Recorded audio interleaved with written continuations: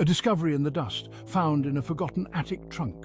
Yellowed papers, brittle with age, a handwritten account, spidery and faded. A story whispered from the past. This is his story. When I inherited the old Victorian manor, I felt a thrill course through me. Daniel, young and restless, craved adventure. The house stood on a windswept hill overlooking the town. Its windows, like watchful eyes, held secrets. He stepped inside, eager to uncover them. The air inside was heavy, thick with the scent of dust and time. Shadows danced in the corners as sunlight streamed through grimy windows. Each creak of the floorboard, each sigh of the wind, whispered a promise of the unknown. Daniel, his heart pounding with anticipation, started to explore. The house was a labyrinth of winding corridors and echoing rooms. Daniel, each step fueled by curiosity, explored every nook and cranny. Then, at the end of a hallway on the top floor, I found it.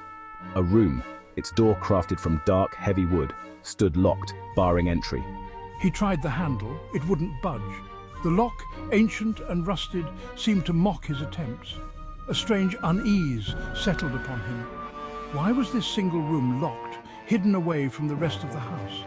The question lingered in his mind, a seed of doubt growing into an obsession. Sleep offered no escape from the growing unease. At night, the house came alive.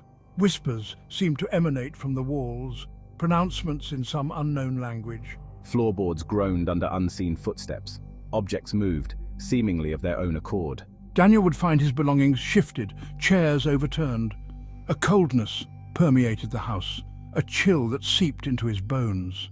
Fear, sharp and cold, pricked at him. Was he alone in the house? Or was something else sharing his space, watching him from the shadows? One stormy night, a window on the top floor suddenly blew open with a crash. Rain lashed into the room and the wind howled like a banshee. As I rushed to close it, I saw something lying on the floor. A scrap of aged parchment, its ink smudged by the rain. He picked it up, his fingers trembling. Scrawled across it was a single sentence, the letters jagged and uneven. Do not open the forbidden door. A warning or a threat? The words seemed to burn into his skin, leaving a mark as real as any physical touch. Days morphed into nights, each one filled with growing dread. The locked room, a constant presence in his mind, seemed to pulse with an unseen energy. The warnings, the strange occurrences, only served to fuel my curiosity, to transform my apprehension into a morbid fascination. He knew he shouldn't, that to do so was to invite something unknown and potentially dangerous into his life. But the allure of the unknown, the siren song of the forbidden, proved too strong to resist. I had to know. I had to see what lay hidden behind that locked door. He stood before the door, his hand hovering over the rusted lock. Taking a deep breath, he forced himself to be calm. The house was silent, holding its breath. He picked up a heavy candlestick from a nearby table, its weight oddly comforting. With a grunt, he jammed the end of the candlestick into the rusted keyhole and twisted. A groan of metal scraping against metal echoed through the hallway. The lock, weakened by time and force, finally gave way with a sharp crack. Slowly, cautiously, Daniel pushed open the door. The room was shrouded in darkness, an oppressive, almost tangible blackness that seemed to swallow all light and hope. The air was thick with the scent of decay and something else, something ancient and unnameable. It was as if the very walls held secrets, whispers of the past that lingered in the musty air. He took a step inside, his heart pounding against his ribs like a captive bird desperate to escape.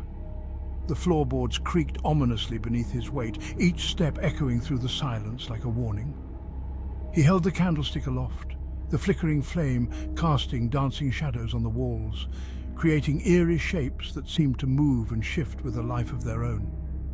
The room was sparsely furnished, its only contents a dusty armchair, a writing desk and a large ornate mirror that hung on the far wall.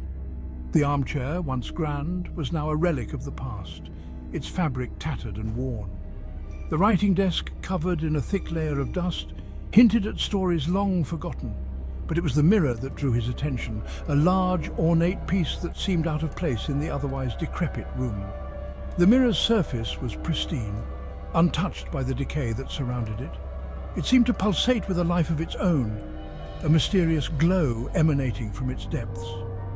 He felt an inexplicable pull towards it, as if it were calling to him, beckoning him to uncover the secrets it held.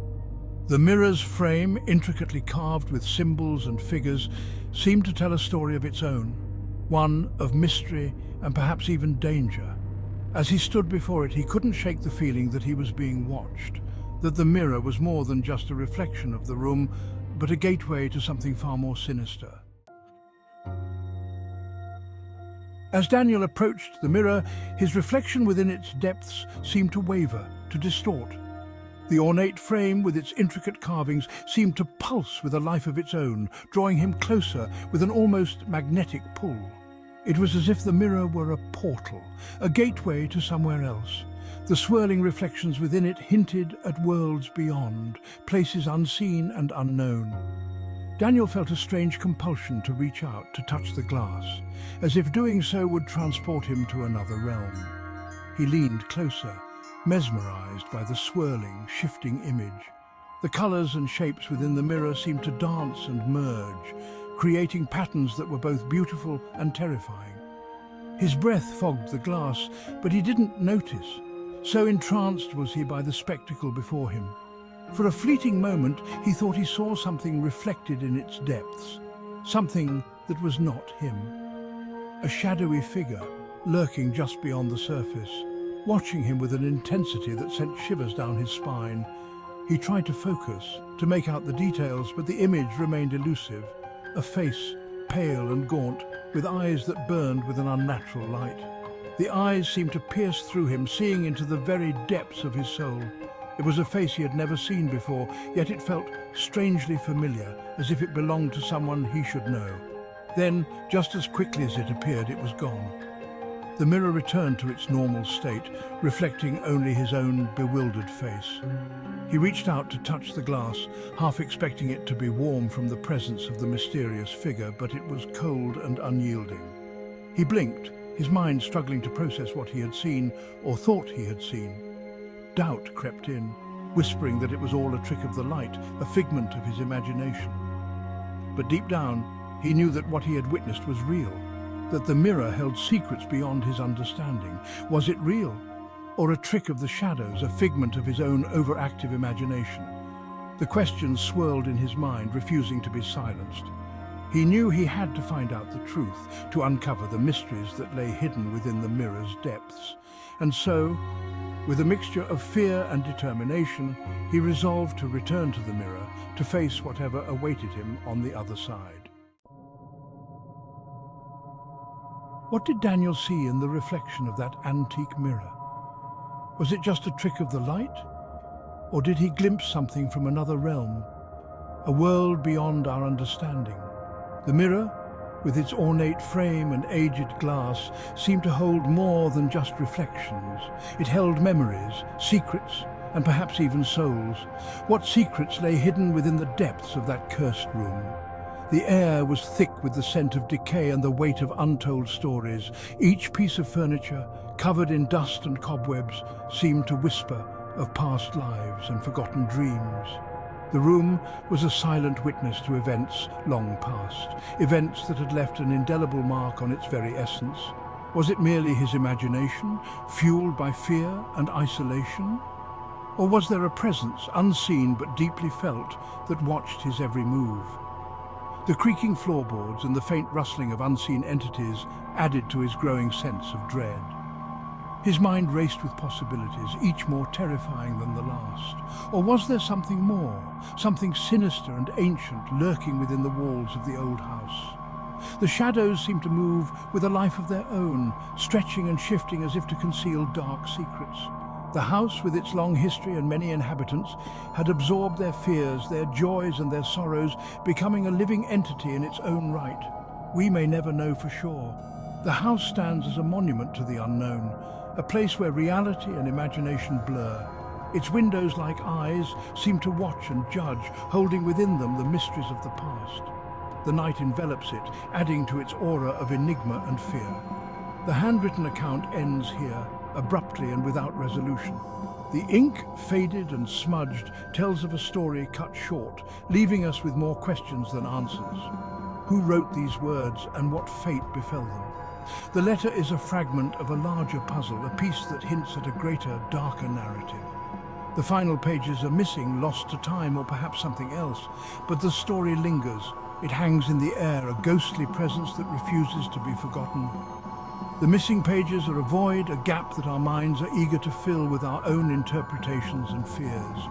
It whispers to us from the shadows, inviting us to imagine, to fill in the blanks with our own fears and fascinations. The flickering light casts eerie shapes, each one a potential story, a possible truth.